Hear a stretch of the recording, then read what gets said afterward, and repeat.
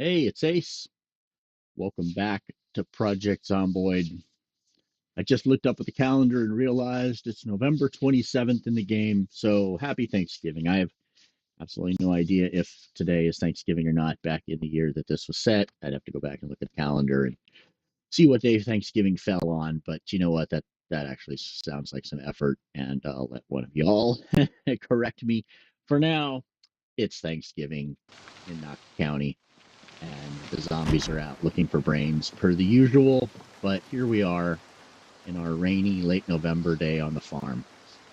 So since episode 3, this is sort of turning into chapters and then the interim video, but I'll try and make each of the main episodes 3, 4, 5, and so on sort of bring you up to speed on where the farm is and what we've been working on since the last one. So since the last time, the kitchen is well stocked. You can see that we're still using the upstairs kitchen here, although you can see that in the fridge we've got fish fillets, we've got pork, so we've got fishing up and working now. And it's a good thing because meat alone, or I should say pork alone, wasn't going to feed us successfully. And that's why I was foraging in stores and whatnot as I was looking for, dried ingredients, lentils and peas and so on, canned goods to supplement the meat that we were bringing in. Meat is great for satiety. It's great for taking care of your hunger, but isn't great for bringing the calorie bar up. We could make a meat dish and it would take us from 50% hunger to 100%, and it would move the calorie bar just a tiny little bit.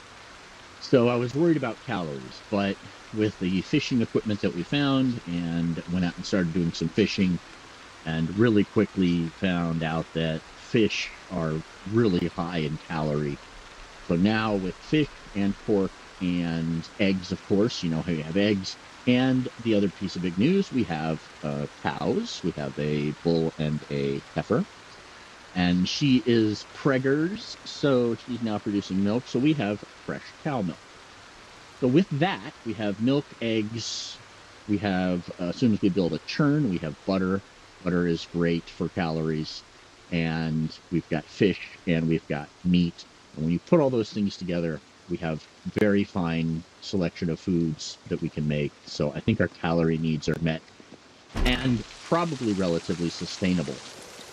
You can see that the farm looks a lot cleaner. I've been doing some landscaping, cleaning stuff up. There's still plenty of areas to be done, and there's lots of sticks and logs and branches and such to go pick up. But I know I keep talking about how the power might go anytime, and it's true, and I'll keep saying it until it becomes true, and then it will have been true, so I can't lose. But to the sense the power may go at any time, it really is time to start looking hard at the shop. But let me take you out here to the barnyard first, which obviously needs to be cleaned pretty substantially. And you can see what's changed since episode 3. The most noticeable thing to me is all the little black things running around. Ignore the black things that aren't running around because they don't mean doo-doo. Well, they do mean doo-doo. Anyways, the little black things running around are baby piglets, and boy, have the pigs been getting piggy with it.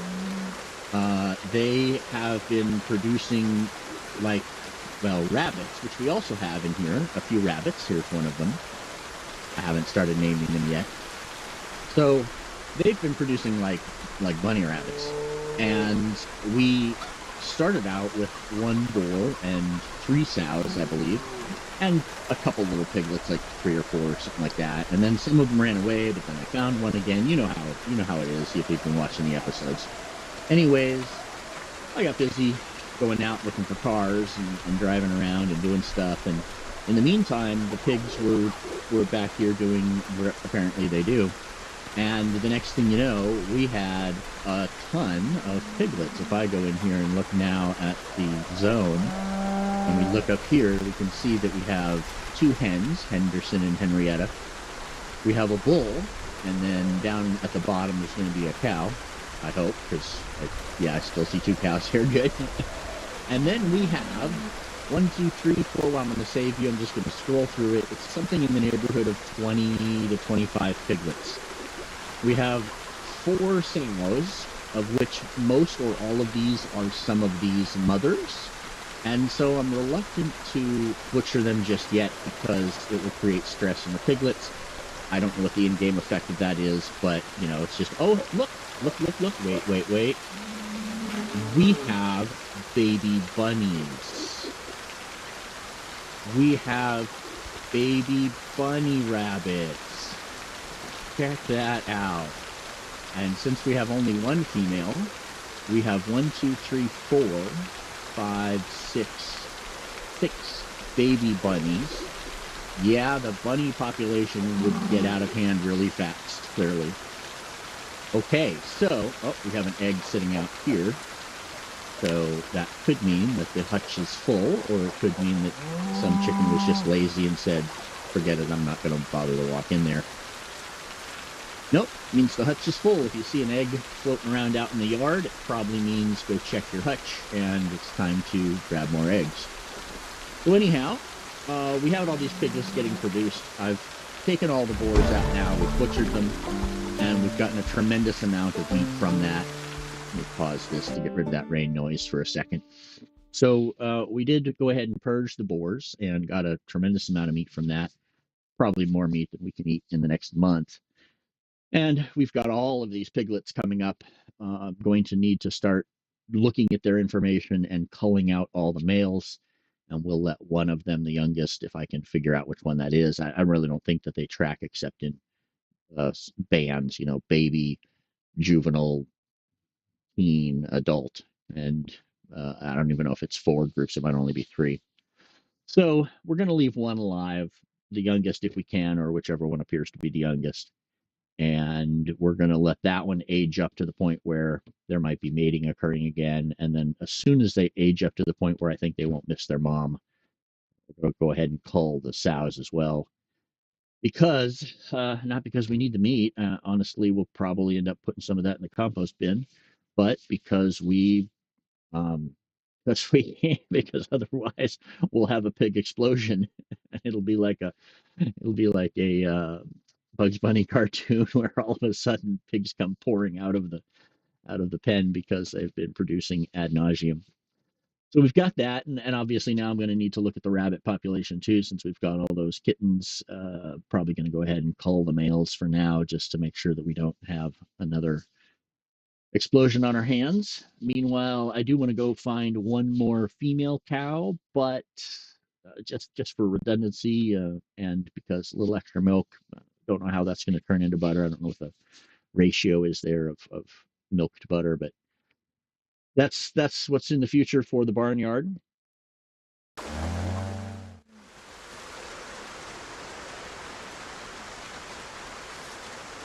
I think that episode 3 had seen the completion of the fence already out here. And honestly, I don't think I've touched this fence since episode 3, so nothing's changed much there, except my plan has changed it a little bit. I was going to bring this up and then replace this chain link with wood. Now I'm thinking to actually bring the wood up 1 space past the chain link, maybe 2 spaces out here, and bring that in then again. You know, there's going to be a little zigzag here, something like that. And that's just to give a little more space for gardening. Not necessarily more space for gardening, but to be able to move the gardening back up to the north here a little bit, to give us just a little more space here, because the workshop, I think the final size that I'm going to go with is going to be coming off of this corner, and it's going to be coming up this way, and it's going to be coming off of this corner of the shop area here, going over past this container, which we put back there. This is the auto parts bin. It's going to come back past that and then come up to meet this. This bin will stay where it is, so there'll be an opening right here so you can walk out and into this bin. Otherwise, the main shop area is going to be basically this space here. And I was talking before about using this butchering room, and I still intend to do that as the anchor point for our kitchen in this spot here. So that's going to continue, and what we're going to do now is actually start that process here pretty quickly, maybe today, maybe tomorrow. But that needs to get started up because, as I've said, the electricity is certainly not going to last forever. And the moment it shuts down, if it shut down right now, lighting this whole place up and keeping all these fridges running and so on, I think would just be absolutely horrendous in terms of fuel consumption and maintenance. So that's where we stand with that. There is now fishing, since we found that fishing gear. I came down here and we got our fishing. Here we had a couple broken rods, and I managed to fix those and have the rod that I found. So now, with that in hand, we have some, pause this again for a moment, we have some fishing rods and hooks. We'd found a box of hooks along the way, so we got that. We're running a little low on fishing line, but hopefully we can make do with what we have right now. Fishing is tremendously successful. I'm not a fan of fishing games. I'm really not a fan of fishing mini games. And so in B41, when I saw that it was, you just say, hey, fish, and here's all the stuff. I've provided all the inputs. Now you fish, and then you just get a fish. I was like, oh, that's really nice. Thank you. Well, B42 has changed that, and now it's a fishing mini game like so many others. And so, but like with so many other games, because I think fishing is much maligned in video games, they've made fishing terribly rewarding. Like I was saying in one of the middle chapters, or one of the middle episodes, I said, they need to make fishing so rewarding that people will do it. So it's like, oh, look, I'm pulling up gold ingots out of the water. All right, I guess this isn't too bad. In essence, the fish I was pulling out, I pulled out a couple that were just ludicrously big. And so now all of a sudden these freezers out here make sense, because I've got, if you can see here, 4 fish fillets in this freezer. This freezer is full at 38 of 39. If we used this up in stews and things like that, I think this amount of fish right here is probably enough to last us a month or more. So 123 hunger on each of these fillets, on each of these 2, 34 on these. This is 15 encumbrance on 1 fish fillet. And if we cook that, that's probably a negative 160, 150 on your hunger. And my guess is that's probably half to 3/4 of your hunger, of your calorie bar, all by itself. So yeah, this freezer is, I think, probably a month's worth of fish. And then you look at this one, and we're 35 of 39, and that's in these 2 fish fillets, also huge. This one's 20 encumbrance. And then this freezer here, oh look, 25 of 39. These 3 freezers are nothing but fish for the most part. And I think each one of those is a month's worth of fish. So, yeah, fish plus pork plus, hold a minute, you think you see something behind you, walking up behind you. So fish plus pork plus meat plus milk and butter, which we'll get up and running here pretty quick. I think that calorie-wise, we're set for the year, or for the year, at least for the winter. So until spring hits, when we can plant crops.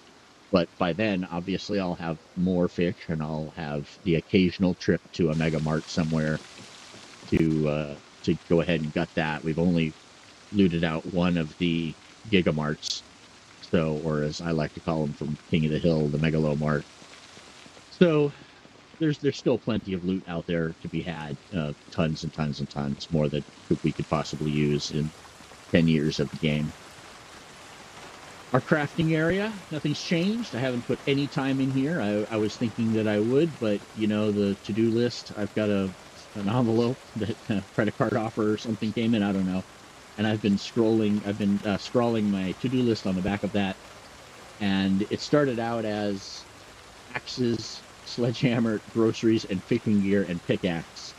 And now it's about twice that number of items with some crossed off. So, and you know what? I haven't even begun to really touch the important stuff. I looked at the end of last episode over here at the crafting menu and said, wow, you know what? Here in carpentry alone, when we start looking at carpentry, you've got so many things that look interesting that we need.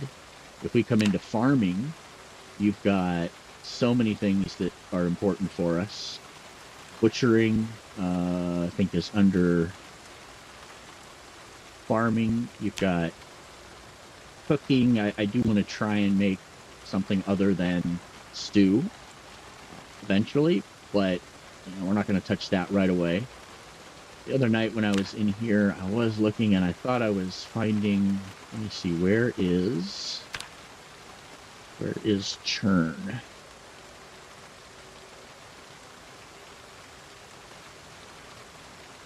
Butter?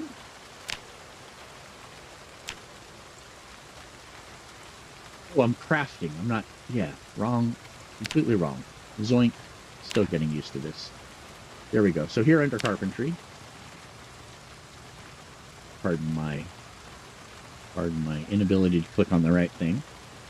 Yeah, you've got your usuals. You've got walls and stuff like that. But then you're like, oh, what's here under farming? And you look and you're like, oh, butter churn. Yeah, totally. Wait, a heckling scrooched flax? What the heck does that mean? So you start digging down here, and then you realize, hey, spinning wheel, of course, because then I can spin thread. Oh, that's how I get quantities of thread that don't involve chopping up 1,000 zombies and taking their clothes and then making rags. And then, yeah, this, so we have a little bit of flax. And so a spinning wheel, getting that up and running would be great. A tannin barrel, so now we can tan the leather. Hey, is that where our brain matter, all these skulls that we've been chopping up, is that where this is going to go? Drying racks. So you just start to dig into some of this stuff and you realize that there's so much depth here that if I started really making a good to-do list, I'd just run out of envelope and have to start writing it up my arm or something. So that's where we are with farming. That's where we are with the crafting area. The mud room I haven't managed to touch much. And the freezer room out here, I thought that everything was going to be up in the kitchen upstairs. And then I started butchering pork. And the next thing you know, old Jed's a millionaire, I like to say, the next thing you know, we've got a fridge here full. A freezer rather here, full of pork. This is 12 of 26, and again, this is probably, especially since we're using bits of it for stew, this is probably a month or two's worth of pork at least. And with all of the pork that we have out there in the yard coming up and getting ready to be butchered, this number is going to go crazy, because this is just from butchering a couple boars. Food looks good.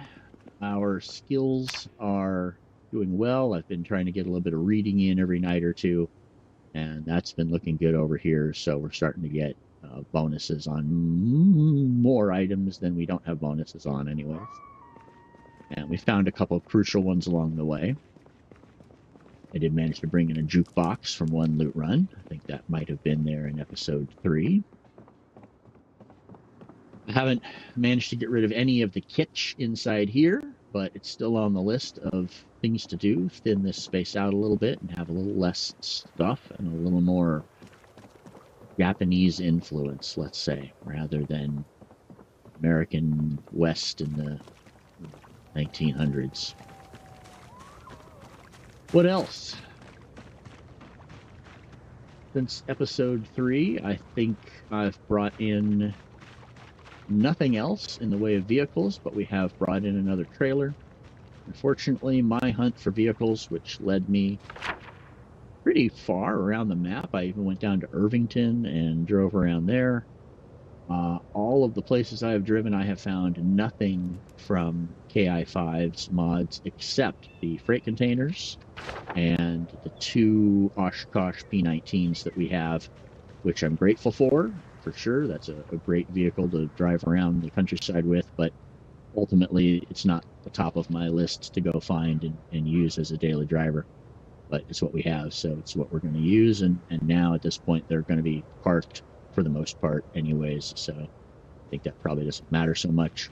I do want to get rid of the log piles, clean this up. This is great for RP, but not actually really practical for storage. And I'm kind of more of a function over form kind of person. But we need to do that, and we need to do obviously more landscaping. My intention is with the livestock area. If you look at the statistics for the livestock zone, you'll see that it talks about how many hutches you have, of course, how many feeding troughs, and it talks about roofed area. And so I feel like, hey, you know what?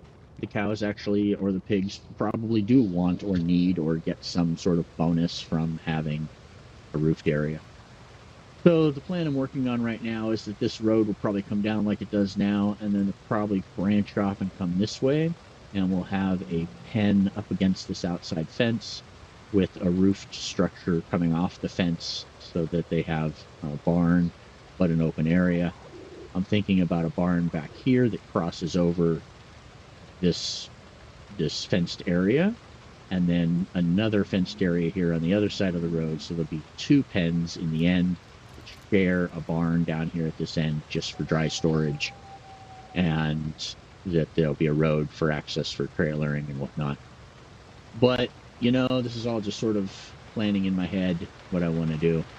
I haven't really started to clean the property up except for the landscaping. The logs need to go away. Some of these really poorly built pieces of furniture need to go away, things like that.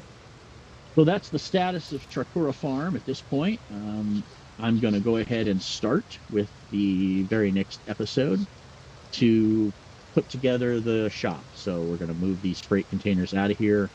I'm going to finish trimming up any stuff that needs to be gone so that this is clean and clear. I'm going to pull the truck and the trailer out of this space, and we're going to go ahead and frame out the outline of the building and work out sort of exactly the footprint, the final footprint. And then we're going to go ahead and wall it in and probably make the roof too high. I think it will probably stick up so that there's extra space inside in the roof area just because I like high ceilings. And yeah, that's where we are. This is Ace. I hope you're enjoying. I hope that this format's working out for you. If you just want to sort of check in every now and then and see the status of the farm, you just hit the major chapters, 3, 4, 5, 6, and so on. If you wonder, hey, how did that happen between the two episodes, then you can always go back and watch the raw footage or send me a message and say when approximately did you do that if you don't want to sift through anything else.